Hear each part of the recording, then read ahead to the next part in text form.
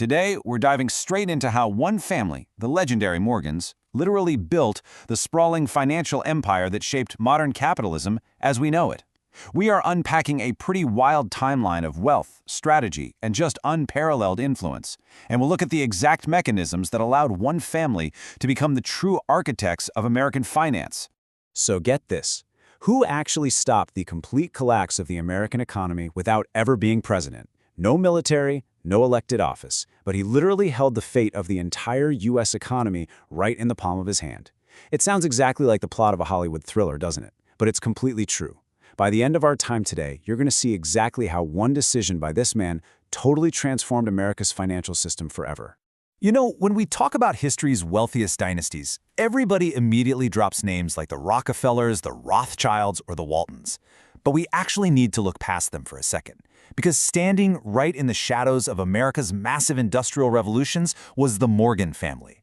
Their influence went way, way beyond standard banking. They were the ones actively financing the railroads, building massive steel empires, and as you'll see, single-handedly rescuing the financial markets. To really get this empire, we gotta look at the man himself, John Pierpont Morgan, or as you probably know him, J.P. Morgan.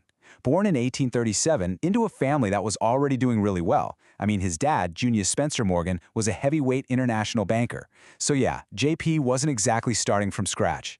He got this top-tier education in both the US and Europe, essentially being groomed for something massive right from day one. And at the core of all of this was one really simple but totally game-changing philosophy. Money is power, sure, but trust? Trust creates empires. From a young age, Morgan totally internalized this. While everyone else on Wall Street was scrambling for a quick buck, the Morgans, they were playing the long game. They focused intensely on building deep, rock-solid relationships with governments, major investors, and massive businesses. That strategic patience is exactly what made them unstoppable. I mean, just picture the playing field Morgan stepped onto in the late 1800s. America was growing at a breakneck speed. Railroads were violently pushing across the continent, factories were churning out stuff at a scale nobody had ever seen, and cities were just exploding in size every single year. And who was behind so much of this chaotic growth? Morgan. He'd specifically target struggling railroad companies, swoop in to reorganize them, and systematically turn total chaos into serious profit. So after turning around all these failing businesses, Morgan was sitting on billions in assets, and global investors were basically watching his every move. And then came the big one. In 1901, Morgan put together this mammoth deal to create U.S. Steel. This was a real game changer, the very first company in world history to cross a $1 billion valuation. $1 billion, instantly becoming one of the largest corporations the world had ever seen.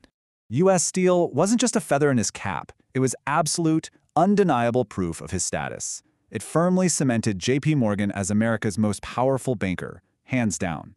He didn't just have wealth, he had real leverage. He had the complete, undivided attention of global investors, and he was single-handedly directing the flow of capital that was literally building the modern industrial world. But as we know, an empire's true strength is only really tested when things go south. And in 1907, disaster struck. Absolute panic ripped through Wall Street. Banks were collapsing left and right, stock prices were just in free fall, and terrified people were rushing to pull out their life savings. But here is the terrifying vulnerability of that era. The United States had absolutely no central bank, no Federal Reserve to step in, pump liquidity, and stabilize things. The entire American financial system was literally teetering on the edge of total ruin. The government couldn't fix it. Congress was stuck. So, what happens? J.P. Morgan simply takes over. In this ultimate boss move, he gathers the most powerful bankers in America, puts them inside his private library in New York, and he literally locks the doors. No joke. For days, these powerful guys were trapped inside while Morgan aggressively negotiated emergency loans and twisted the arms of wealthy investors to support the failing banks. Through sheer willpower, he forced a solution, restored confidence, and completely stopped the panic. A lot of historians look back at that library lock-in and agree that without Morgan stepping up, the 1907 collapse would have been catastrophic. But honestly, the fact that one private citizen had to lock a bunch of bankers in a room to save the country, that highlighted a massive systemic flaw. And because of this, Morgan's unprecedented intervention directly inspired the government to act. It led directly to the creation of the Federal Reserve System in 1913. Thanks to the terrifying lessons of 1907, America finally got its permanent central bank. But hey, we can't just box the Morgan story into America. Their reach was truly global. We're talking about a banking empire that was literally bankrolling international governments and funding massive infrastructure projects all over Europe. Whenever major international conflicts broke out, Morgan banks were right there, arranging the massive loans needed for both war and peace. From global railroads to electricity grids, shipping, and mining, their unmatched influence was something very few financial institutions on Earth could even dream of matching. Now, obviously, the original family members aren't directly controlling the empire today, but man, does their legacy live on. Just look at JPMorgan Chase. Tracing its roots straight back to JPMorgan's original banking empire, today it manages trillions of dollars in assets. It serves millions of customers and is still one of the absolute most influential banks on the planet.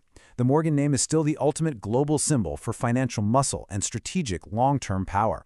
Over a century later, the architecture they built is still holding up the global economy. So as we wrap up this explainer, I really want you to consider this. The Morgans didn't just hoard wealth. They built industries, they bailed out the markets during America's greatest crises, and they permanently rewired how modern banking actually works. So I leave you with this question. If JP Morgan hadn't stepped up and locked those library doors back in 1907, do you think America would have recovered on its own, or would our entire financial landscape look completely different today? It's definitely a fascinating thought experiment. Thanks for hanging out with me for this explainer, and remember to keep questioning how the past builds our present.